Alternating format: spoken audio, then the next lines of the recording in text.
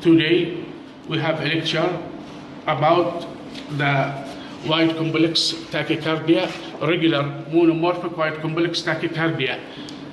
In the previous lecture, we talked about wide complex tachycardia and regular monomorphic in the previous lecture. Now it is wide complex tachycardia, second lecture, regular monomorphic. The differential diagnosis of monomorphic wide complex tachycardia, it is monomorphic VTAC, which is the most important thing. It is the VTAC, monomorphic. The second is VTAC with apparent conduction. Third is VTAC with pre-excitation, antidromic WBW syndrome, and pacemaker tachycardias, which differentiated by spike, hyperkalemic, and electrolyte also. The fourth, and the last, it is antiarrhythmic agent that cause wide complex tachycardia regular. Here, the wide complex tachycardia monomorphic have been divided into negative NV1, predominant S wave down, and positive. This today, the negative NV1. Negative NV1. The negative NV1, it is the differential diagnosis of negative or bundle branch block wide complex tachycardia, or it is the VTAC, idiopathic VTAC, which originated from the right ventricle and anterior septum of the left ventricle. This idiopathic that originated from the RVOT, from the right ventricular outflow tract, that characteristic by negative R wave and V1, similar to that of bundle branch block, and with predominant positive R wave in lead 2 and 3 and AVF. Predominant and smooth contour without fractures and relatively less wider, narrower, because it is originated from the structurally normal heart. The ECG and sinus rhythm was normal.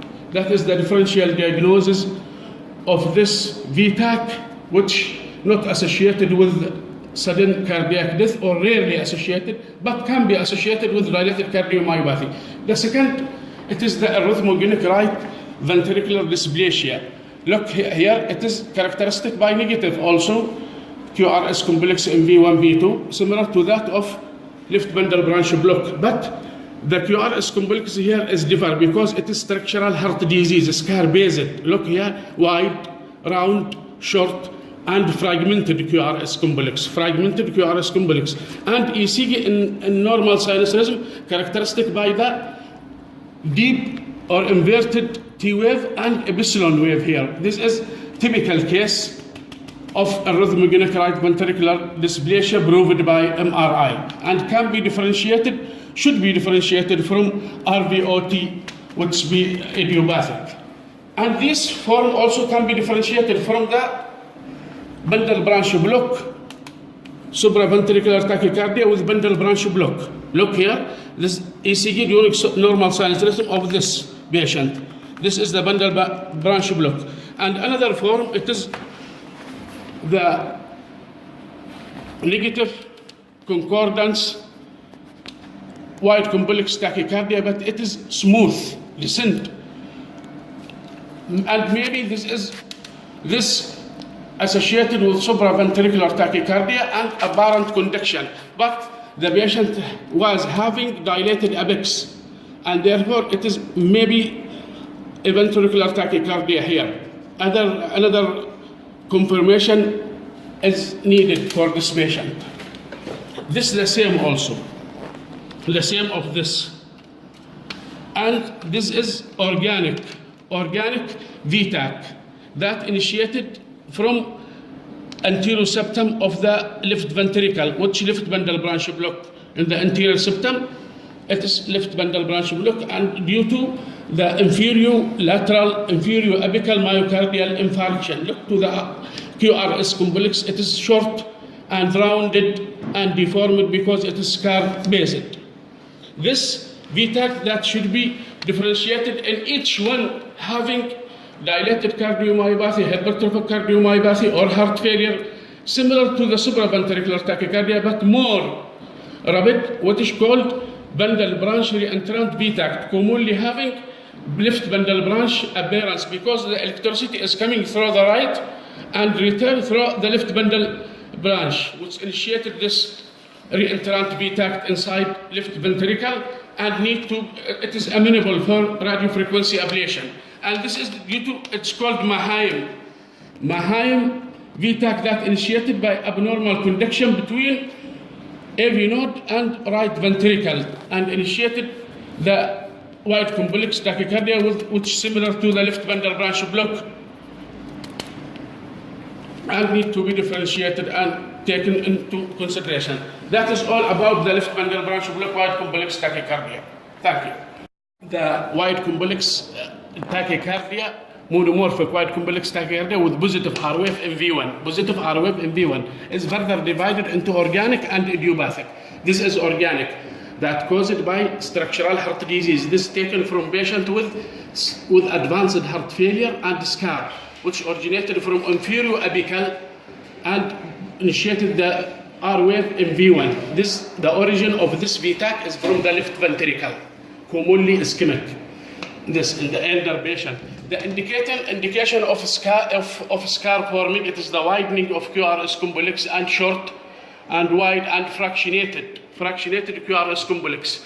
And this is the next patient with structural heart disease and inferior apical myocardial infarction with the extreme axis. V1 is positive and AVR is positive, but inferior lateral lead were negative. This is sinusoidal, but very rapid, is typical, similar to that of ventricular flutter.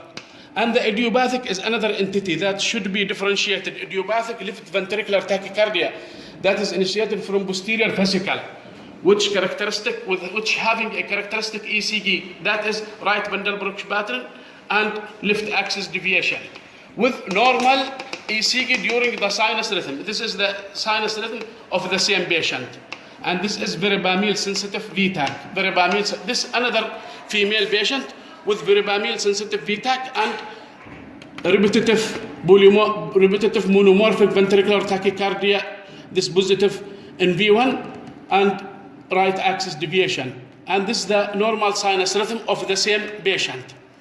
This it had been taken or recorded from the pregnant female patient with concordance. All V1, V2, V3, V4, V5, all of them are positive R wave, and predominantly positive R wave in inferior leads. This is have standardization, registered at half standardization. This pregnant female patient having idiopathic epicardial ventricular tachycardia.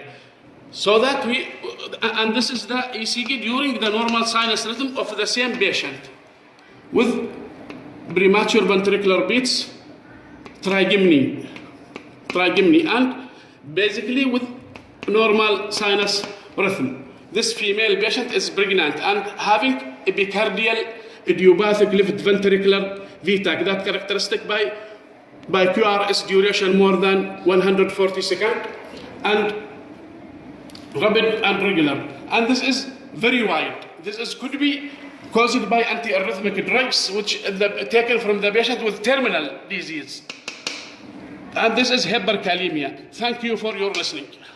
The presence of RF in V1 with very wide QRS complex and haphazard QRS complex, could be caused by electrolyte imbalance or advanced cardiac disease.